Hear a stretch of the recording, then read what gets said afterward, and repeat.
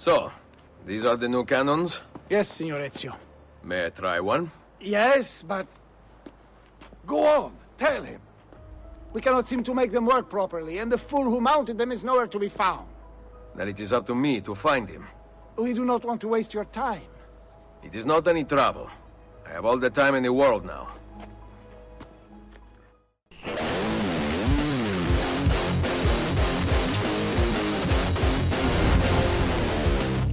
Hello and welcome to 60-Second Gamer in my clipped tone.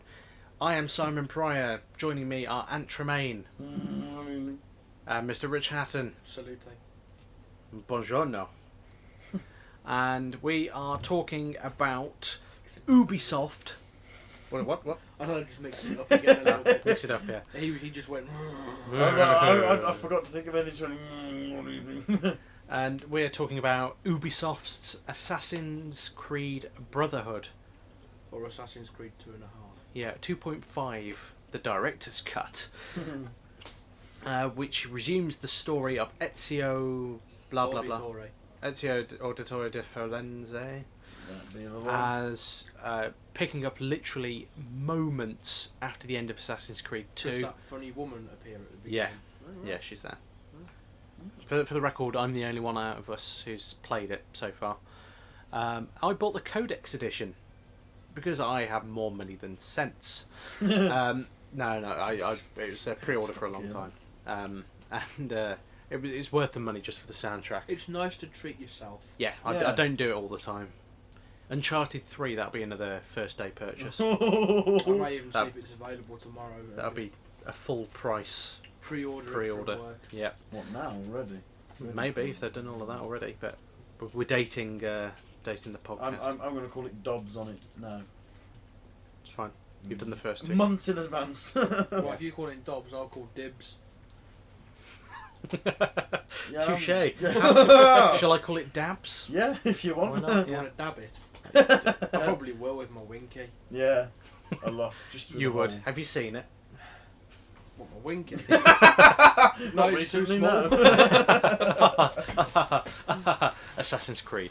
Digress So yeah, the somewhat. story resumes, and it's essentially the same sort of gameplay mechanics as Assassin's Creed 2, but they've actually refined the story elements. Sort of like, you know, upgrading Rome is actually fun this time round. Have the characters aged? The characters, not the character designs, but they have actually got older.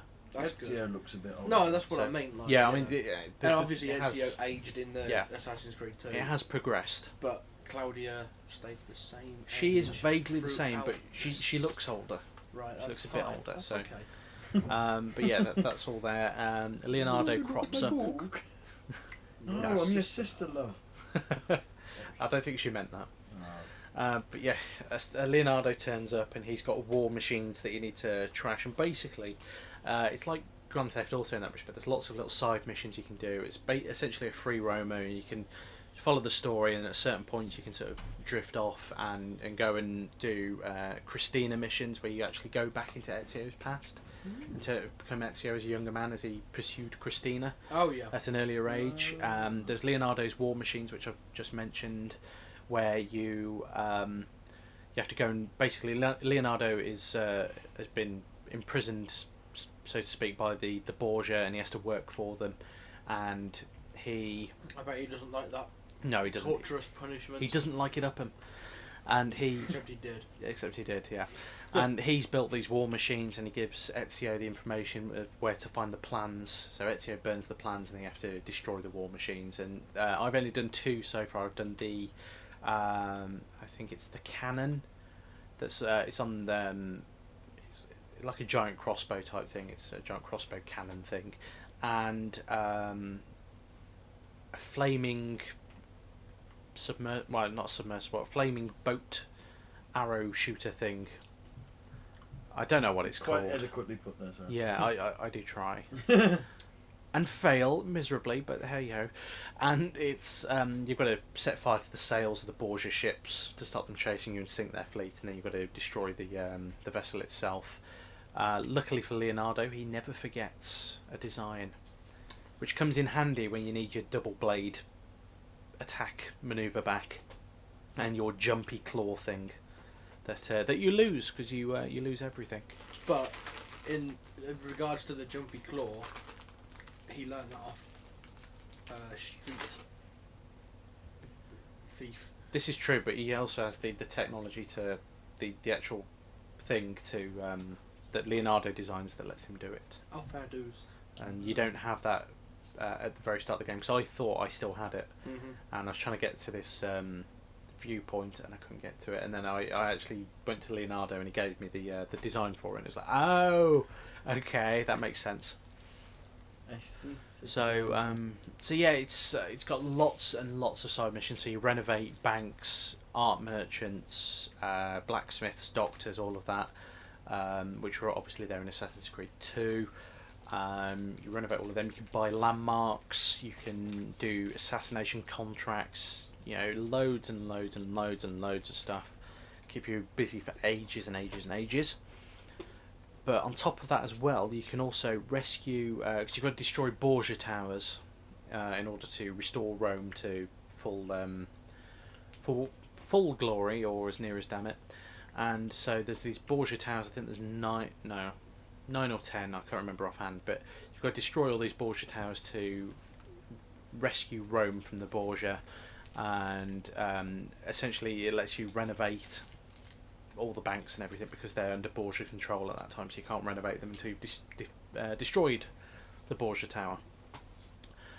So you've got to do that, and you've also got the obligatory viewpoints and Subject 16 moments as well, which you have to find. I've done a couple of them and they've been quite good. Yeah. So they're worth seeking out. And you've also got trainee assassins, which is rather cool because you can, as you destroy Borgia Towers, it unlocks the ability for you to train assassins in the Assassin's Guild, and you can call on them to kill bad guys for you, which is rather handy, especially on some of the more difficult Borgia Towers. So rather than sort of leaping in and killing everyone yourself, you can just press the, in my case, the left button on my Xbox pad, and hey ho, you've killed them without even touching them. Splendid. It's rather good. It's you know, your assassin trainees that do it, and you can send them off on contracts as well across Europe and level them up, and they sort of like disappear out of the game for X amount of time, and it's brilliant. It's really, really good. And also the multiplayer side of it. Yes, I was sceptical. Yeah, I still am. I was Still very play it. skeptical, but it's my first game I won.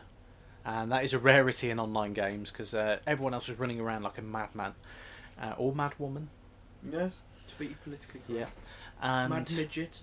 yeah, mad person, Mad person. like a mad person. And there was me. I was just walking around, mingling with the computer characters and assassinating people on the sly, which gives me more bonus points, and hence I won. So yes, it's very good, and I leveled up in that game. I almost hit level 3 in one match. Wow. So I don't think it's going to be too difficult to level up. But if you run around like an idiot and just don't do stealth kills, then Forget about it. forget about it. But it's really nicely designed as well because it's you've got a group of characters. There's lots of the same character model, so it's not like you're playing the single player game where all the character models are different. There's a set number of character models, and you've got to decide out of all these different character models who is Your target. and at the same time you're being targeted by another player. Oh, that's good. So you've got to watch your back at the same time as trying to kill your target. And it works quite well. It's quite a good game. And there's various little aspects that, as is often the case with multiplayer games, you can unlock certain abilities as you go along. Perks. Yeah, perks. Yeah, it's COD perks, Yeah. for want of a better term. And you can do that as you go along. And I haven't unlocked anything so far, I don't think, because I think I'm still only level 2. But as you go along, up as far as level 50, which is the level cap, and you get an achievement for that. Quel dommage. Yeah, joy. It's actually quite fun, and my skepticism was misplaced. So, your thoughts on just generally the game? It looks very good. I'm looking forward to playing it. Yes, it's your Christmas present for yourself, isn't it? yes. In a manner of speaking. Essentially. In a word, in a roundabout way, yes. Yeah. Yes. But it's a shame actually that you're getting it on the PS3 and not the. Well, the I Xbox, started. I got the first Assassin's Creed game I got on PS3. So.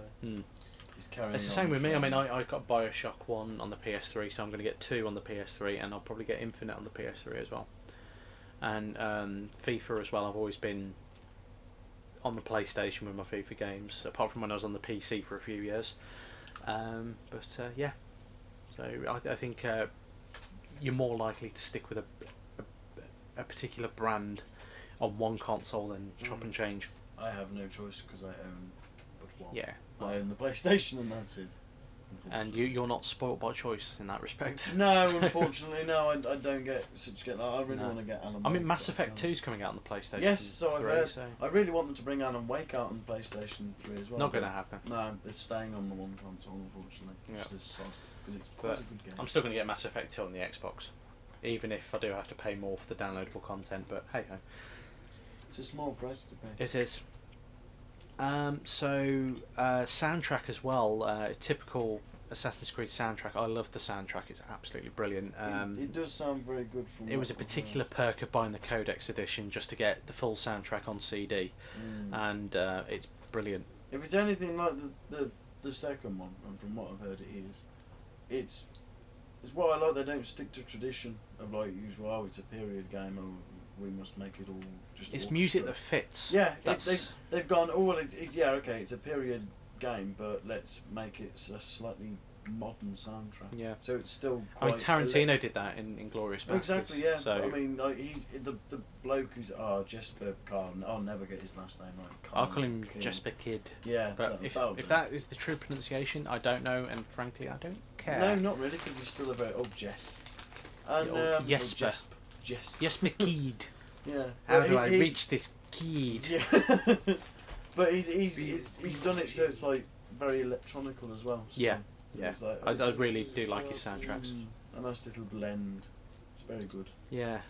So I mean, a lot of people were worried that it was going to be basically just a DLC add-on pack like Sequence 12 and 13. I was in that camp until I Yeah. started reading a bit more about it, And how you're they were like, gonna actually, expand this on is- the single player a Yeah. lot more. Yeah. It's Which- ridiculously in depth. There is so much to be doing. I mean, you can just play through the story and not worry about renovating Rome, but at the same time, it makes your life easier if you've done that. Mm. So you've got more locations to visit, and the quick travel mode as well. That's new, And the which sewers. is very very handy. Unfortunately, you can't skip cutscenes very easily. You have to go pause the game, go into the menu, skip cutscene, and then you've still got to wait for the game to load up to the next bit. Oh. So it's not as if it's preloaded the next level of the game while the cutscene's on.